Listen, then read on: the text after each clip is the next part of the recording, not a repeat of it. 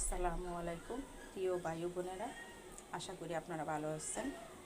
আলহামদুলিল্লাহ আমিও ভালো আছি।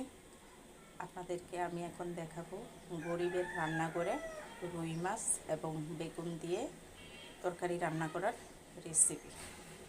তো আপনারা আমার সাথেই থাকুন।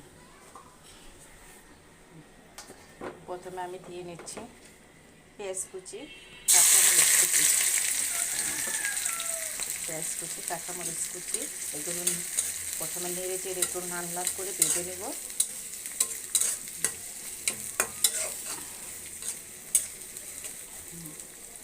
নাড়তেছি আমি।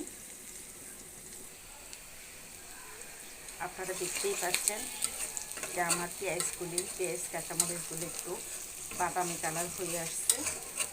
এখন এটাতে দিয়ে দিব আমি মশলার মধ্যে প্রথমে দিয়ে দিব একটু মরিচের গুঁড়ো, তারপরে দিয়ে দিব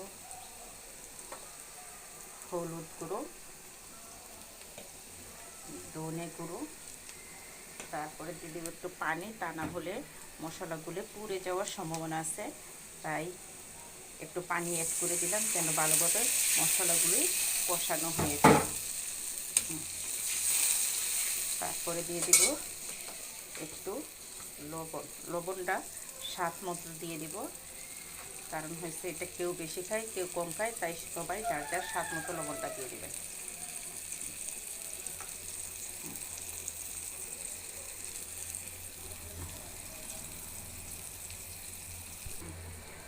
এবারে দিয়ে দিব আমি একটু রসুন বাটা, কারণ মাছের তরকারিতে রসুন না দিলে একটু আস্তে গন্ধ থাকে। আমি কিন্তু আবার মাছ ভাজার সময় রসুনটা দিয়ে দিয়েছি। তারপরে এখন আবার তরকারিটা মশলা কষানোর সময় আমি রসুন বাটা দিয়ে দিলাম।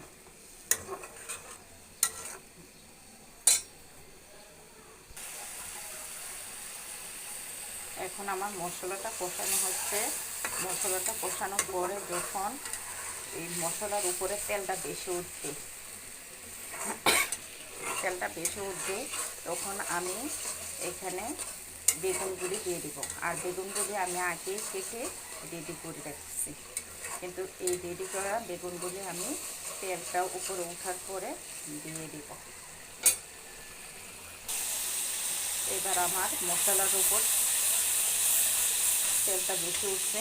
এবার আমি যে বেগুনটা কেটে রেখেছিলাম, এগুলো হলো আমার ছাদ বাগানের বেগুন, কেটে কুটে রেডি করে রেখেছি। কেটে ধুয়ে এখন আমি তরকারিতে দিয়ে দিব, কিন্তু এর মধ্যে আমি কোনো পানি অ্যাড করব না, কারণ পানি ছাড়া আমি তেলের উপরে শুধু বেগুনটা ভেজে নিয়ে এবং মাছটা দিয়ে শুকনো করে যেভাবে মাছের ভুনা করে সেভাবে আমি বেগুন রুই মাছ রান্না করব।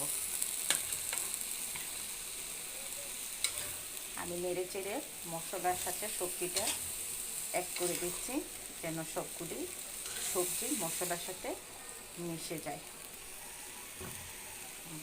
এবার আমি ঢেকে দেব যাতে সবজিটা সিদ্ধ হয়ে যায়।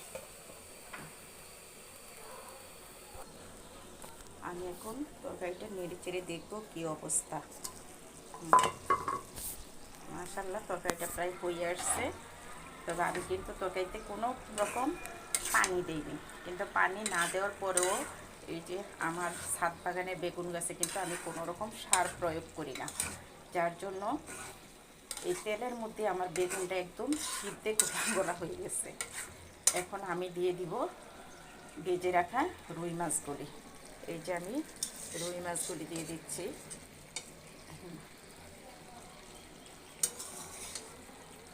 মাছগুলি আমি আগেই ভেজে রেখেছিলাম, এখন শুধু দিয়ে দিলাম। মাছটা দিয়ে আমি মাছগুলি নিচে দিয়ে উপরে বেগুনগুলি দিয়ে দিব, যাতে মাছের রান্না পুরো বেগুনের মধ্যে ছড়িয়ে পড়ে। এইভাবে দিয়ে আমি আবার তরকারিটা ঢেকে দিব। আপনারা দেখতে পাচ্ছেন মাছগুলি দিয়ে দিচ্ছি। এখন তরকারিটা এখনও শুকনো তরকারিটা ঢেকে দিলাম। দিয়ে দিব। এবার দিয়ে দিব আমি কেটে রাখা কিছু ধনে পাতা, এই যে ধনে পাতাগুলি দিয়ে দিচ্ছি।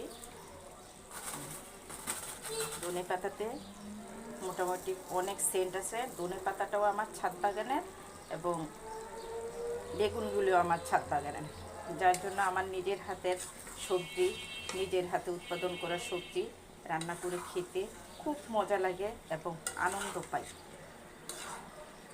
তাই আমি আপনাদেরকে আমার রেসিপিটা শেয়ার করলাম।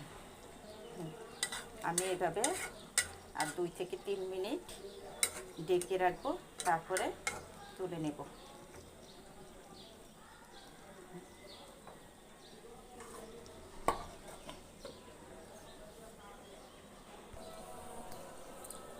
দেখি এবার আমার তরকারিটা কী অবস্থা। আলহামদুলিল্লাহ আমার তরকারিটা হয়ে গেছে। এখন দেখা যাচ্ছে যে এই যে চতুর্দিক দিয়ে তেলগুলি বেশি উঠছে এবং তরকারিটা মাখা মাখা হয়ে গেছে। কোনো প্রকার পানি ছাড়া আমি শুধু তেলের উপরে এই বেগুন রুই মাছের রেসিপিটা তৈরি করেছি।